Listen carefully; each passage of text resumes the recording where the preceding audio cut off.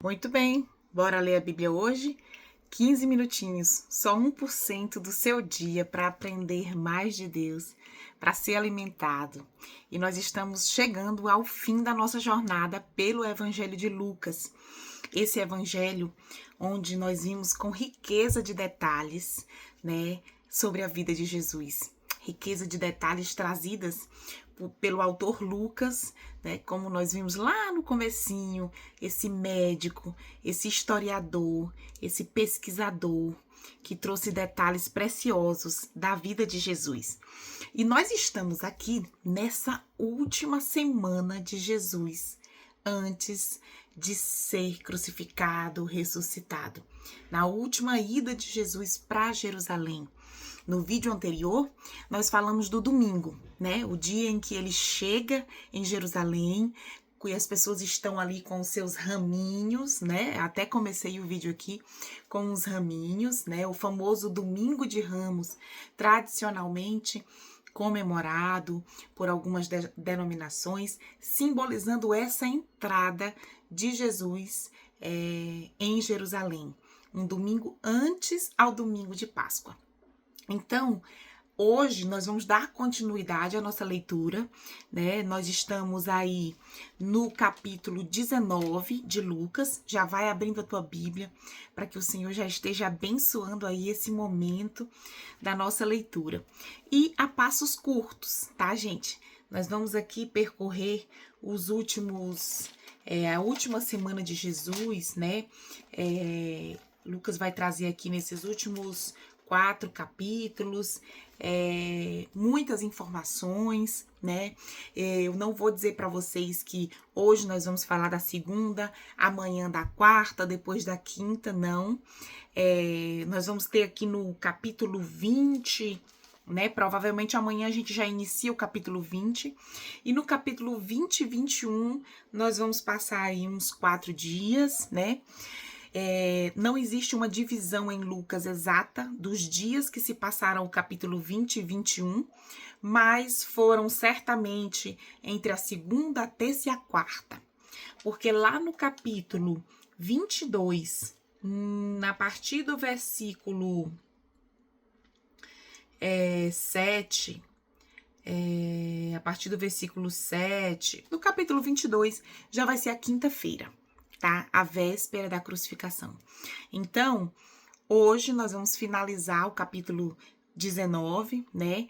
Abra sua Bíblia já lá no versículo 45, onde nós vamos tratar daquela famosa purificação do templo, onde Jesus entra com toda raiva e vai lá e derruba, vira as mesas, né? Eu não sei se você já viu algum filme nesse sentido que mostra essa passagem, onde Jesus realmente, ele nos surpreende com tamanha agressividade.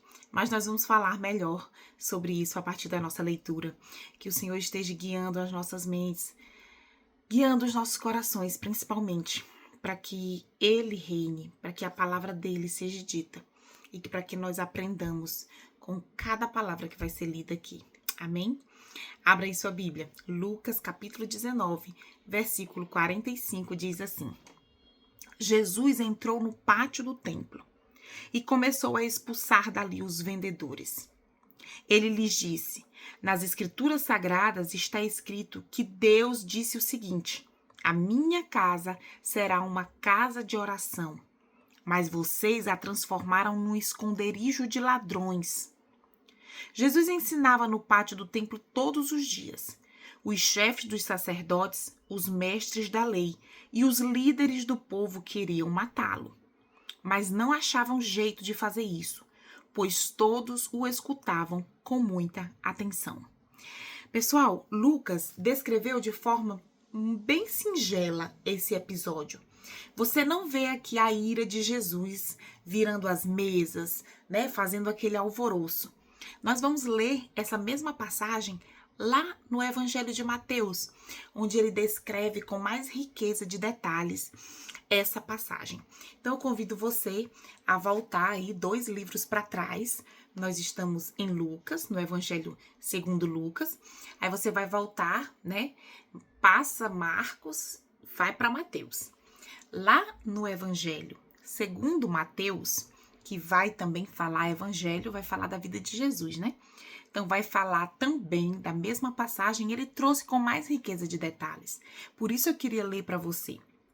Então, você vai lá em Mateus, capítulo 21, a partir do versículo 12. Mateus 21, 12, ele diz assim: Jesus entrou no pátio do templo e expulsou todos os que compravam e vendiam naquele lugar. Vamos contextualizar aquele lugar? O que é o pátio do templo? Gente, nós sabemos que lá em Jerusalém existia o templo, né? Um templo que foi construído por... o primeiro templo foi construído por Salomão, e aí vem a história lá do Antigo Testamento, sabe, gente? A primeira construção, na verdade, que se foi feita de um local de adoração foi o tabernáculo, por Moisés, no tempo em que o povo ainda andava vagando lá no deserto. Posteriormente, né, Davi tem a intenção de construir uma casa para o Senhor. Mas, devido ao seu grande pecado, Deus diz para ele: não é você quem vai construir, mas sim seu filho Salomão. E, de fato, Salomão constrói um local de adoração para o Senhor, né? E esse local, ele teve, né, foi uma construção suntuosa, uma construção, né, glamurosa, teve muito ouro, né? Posteriormente, gente, depois de alguns anos, infelizmente, esse templo foi destruído, né? Povos vieram, destruíram Jerusalém, levaram o povo escravo, né? E foi o período de invasão dos assírios, dos babilônios, né? Mas depois de anos de escravidão, esse povo retorna para Jerusalém e reconstrói a cidade. E reconstruiu-se, então, esse templo. E aí, esse templo aqui que Jesus está, já é um templo reconstruído. Era um local de adoração onde todo o judeu zeloso, que se prezava, né, pelas tradições, ele ia pelo menos uma vez por ano para levar sacrifícios, era como se fosse, gente, uma peregrinação, né? Um ritual de peregrinação, onde nós temos que ter em mente, Jesus ainda não estava crucificado, né? Jesus ainda não tinha sido oferecido como sacrifício perfeito. Então, as pessoas daquela época ainda sacrificavam animais, ainda cumpriam aquele ritual que foi estabelecido desde o Éden. Lembra que eu falei para vocês uma vez que a primeira vez em que se foi sacrificado um animal foi quando Adão e Eva desobedeceram, perceberam que estavam nus, e aí Deus sacrifica um animal inocente para cobrir a vergonha, para cobrir o pecado. Mas na Bíblia diz isso? Na Bíblia diz que Deus cobriu, né, fez roupas de pele de animal para cobrir a vergonha de Adão e Eva. E como que essa pele foi adquirida? Com o sacrifício de um inocente. E a partir daí, esse sistema sacrificial, ele era um ciclo na vida do povo. O povo sempre pecava, né? E todos os anos havia necessidade de constantemente estar sacrificando animais. Isso apontava para um momento em que viria um sacrifício perfeito, não de um animal, mas de um ser humano igual a mim e a você. Porém, esse ser humano, ele tinha um diferencial. Ele nunca pecou. Eu e você pecamos constantemente, porém Jesus nunca havia pecado. Jesus cumpriu esse sacrifício, mas aqui na leitura que nós estamos fazendo hoje, ele ainda não tinha cumprido, né? Então, esse povo ia todos os anos ao templo oferecer sacrifícios e também pagar impostos, porque existia um imposto que ele era dado no templo, uma espécie de oferta, né? Para que se mantivesse, né, a estrutura do templo, né? Para que as pessoas que trabalhavam, que viviam daquilo ali, tivessem seus mantimentos. Então, o que eu quero falar, para que eu quero contextualizar isso para vocês? Porque nós vamos ver dois tipos de comerciantes que estavam no pátio do templo que Jesus atacou. E aí, eu quero te mostrar como era essa estrutura, né? Existia o templo e por fora dele existia uma muralha. E essa região entre a muralha e o templo era o pátio, onde muitas pessoas podiam acessar, né? Então era uma região bem tumultuada, bem cheia de gente, né? Às vésperas da Páscoa, a cidade estava cheia da festa da Páscoa, que não tem, até nessa semana, não tem nada a ver com a ressurreição de Jesus, mas isso eu expliquei no vídeo anterior, né? A Páscoa, ela vai ter um significado da ressurreição de Jesus depois da morte e ressurreição de Jesus. Mas até aquela semana, a Páscoa, ela tinha um outro significado que você vai entender melhor no vídeo anterior. Pois bem, então, Jesus entra no templo e ele vê ali dois tipos de comerciantes. Ele vê os vendedores de animais e ele vê os cambistas. Por que os vendedores de animais? Olha só, muitas pessoas vinham de outras cidades oferecer sacrifício no templo em Jerusalém. Era mais difícil para eles trazerem esses animais vivos. Às vezes esses animais poderiam morrer no caminho, né? E acontecia muitas vezes também de que quando eles chegavam com esse animal, o sacerdote que recebia aquele animal recusava porque o animal poderia ter algum defeito. E os animais que fossem sacrificados, eles deveriam ser perfeitos. Por quê? Porque Deus queria o melhor. As ofertas que Deus queria eram ofertas de primícias, ou seja, do melhor. Então, esse animal não poderia ter defeito físico. Esse animal não poderia ter manchas. Deveria ser um animal limpo, né? Para que Deus exigiu isso? Deus é tão exigente? Não, gente, Deus queria nos ensinar sempre. Porque senão, gente, a gente ia levar o carneirinho manco que não se desenvolveu. Porque senão a gente levaria o bezerro que nasceu cego, sabe? Nossa natureza é tentar driblar e nunca dar o nosso melhor. A gente sempre inventa desculpas. A gente sempre inventa, sabe, coisas para não dar o nosso melhor para Deus. E a gente faz demais isso hoje em dia, sabe com o quê? Com o nosso tempo. Embora a gente não precise mais levar carneiro, não precise mais levar ovelha, e se precisasse, a gente levaria a cega, a que nasceu manca, a que nasceu com defeito. Por isso Deus exigiu isso. Olha, tem que ser perfeito.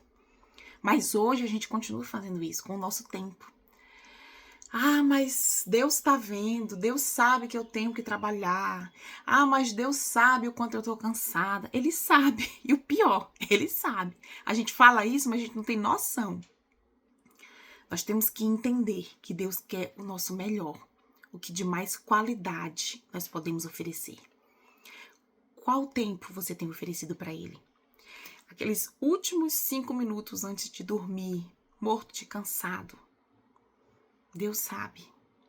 Mas Ele também sabe que você teve um dia inteiro de compromissos, de afazeres, em que você gastou boa parte da sua energia.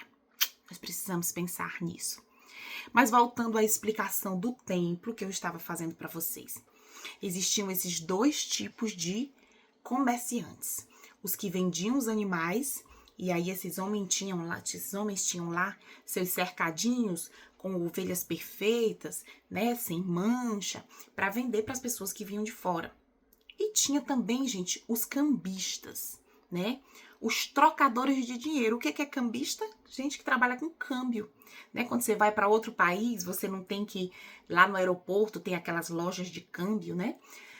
Então você troca o real por dólar, por euro, para que quando você chegue nesse país, você tenha o dinheiro lá usado na localidade. E naquela época existiam dinheiros diversos. Cada região de onde aquela pessoa vinha tinha uma moeda. Então eles iam para trocar pela moeda oficial que recebia os impostos ali no templo, né? Então era necessário ter esses dois tipos de comerciantes ali em Jerusalém. Porém, esses comerciantes que Jesus vai atacar estavam dentro do pátio do templo, ou seja, dentro das muretas ali que ficavam próximas ao templo, né? E só quem ficava dentro daquele pátio eram pessoas autorizadas pelos sacerdotes, né? Pelos chefes da lei, pelas autoridades religiosas ali do templo, né? E historicamente, né, os estudiosos levantam muitas hipóteses, mas é notório de que estavam ali pessoas privilegiadas, concorda? A cidade cheia, um evento grandioso, e naquela região privilegiada, né, onde estava ali dentro dos muros do pátio, né, do templo, existiam certos comerciantes. As pessoas que vinham de fora, elas, se é de a gente comprar animal de alguém de fora, vamos comprar dos vendedores ali de dentro, porque certamente eles foram validados, certamente são vendedores autorizados pelos sacerdotes. Não vai correr o risco de a gente comprar um animal e na hora de oferecer o sacrifício, o sacerdote recusar. Ou seja, aqueles comerciantes de dentro do pátio, eles tinham uma certa sociedade com a administração ali do templo, né? Existia, gente, e foi isso que indignou Jesus, né?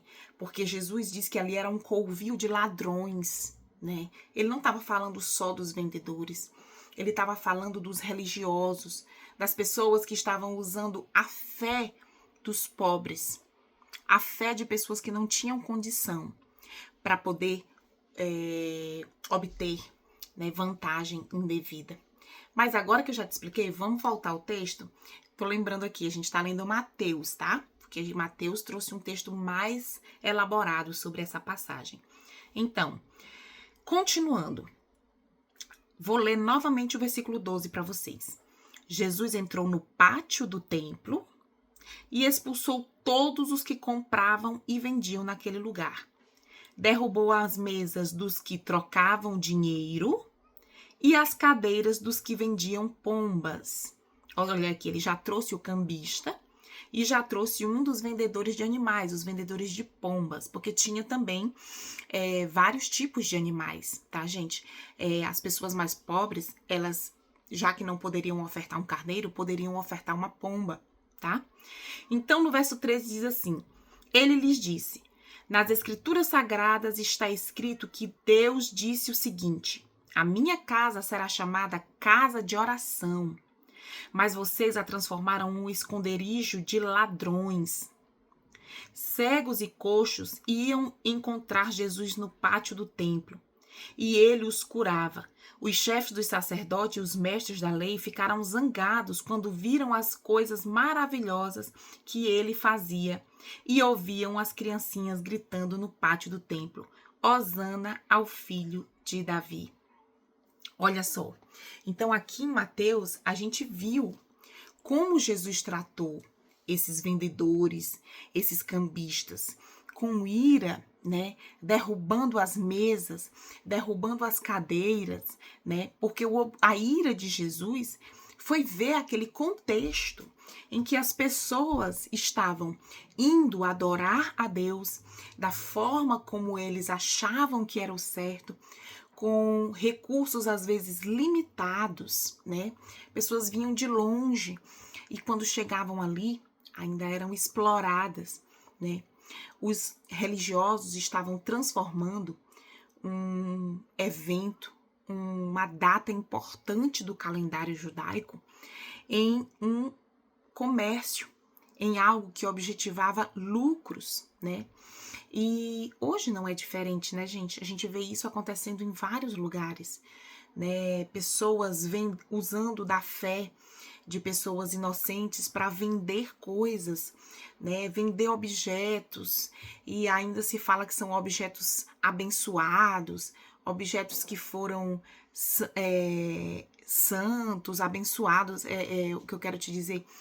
Existe outra palavra que eu quero dizer, mas que quando você joga aquela água, né, e ora naquele objeto que foram consagrados, alguma coisa nesse aspecto, né, e acabam usando da fé de pessoas que não conhecem o que a palavra nos pede, né, porque essas pessoas acabam querendo algo palpável. Eu lembro que na minha infância, né, a gente viajava todos os anos para uma determinada cidade do interior do Ceará, e a gente trazia de lá muitas coisas, né, palpáveis. E aí, pela ignorância, né, do conhecimento da palavra dos meus pais, da nossa família, a gente acreditava que nós estávamos sendo bons religiosos, né? Por conta que nós estávamos trazendo aquilo para nossas casas, né? Uma pulseirinha, né? Uma foto, né? Alguma coisa palpável, né? Mas que, na verdade, era por falta de conhecimento. Por falta de conhecimento da verdade. Porque a gente não lia a palavra de Deus, a gente não lia a Bíblia e acabava, né, sendo levado por qualquer coisa que a gente via, né? Então, eu glorifico a Deus pela verdade que a gente conhece hoje, e a verdade é a verdade que está na Bíblia de todos, inclusive da igreja onde a gente ia lá uma vez por ano no interior do Ceará, né? Mas eu vejo essas igrejas hoje como aquele templo de Jerusalém. São igrejas que têm essa mesma Bíblia aqui, tá, gente? Lá dentro. Mas que isso aqui não é o foco. O foco se torna um comércio mesmo, né? Por trás de tudo aquilo ali. E eu oro para que o Senhor esteja nos revelando essa e tantas outras distorções, né, de o que é ser um verdadeiro cristão. Eu espero que você tenha aprendido um pouquinho mais sobre esse histórico, né, desse momento onde Jesus purifica o templo, onde ele traz essa revolta para o que está errado, né, e diz que ali deve ser uma casa de oração. E amanhã nós voltaremos, porque Jesus vai continuar explicando muitas coisas, né, nesses últimos dias em que os judeus, os líderes, os chefes das sinagogas estão tentando prender Jesus a todo custo. Que você volte amanhã para a gente ter mais 1% do nosso dia para Deus.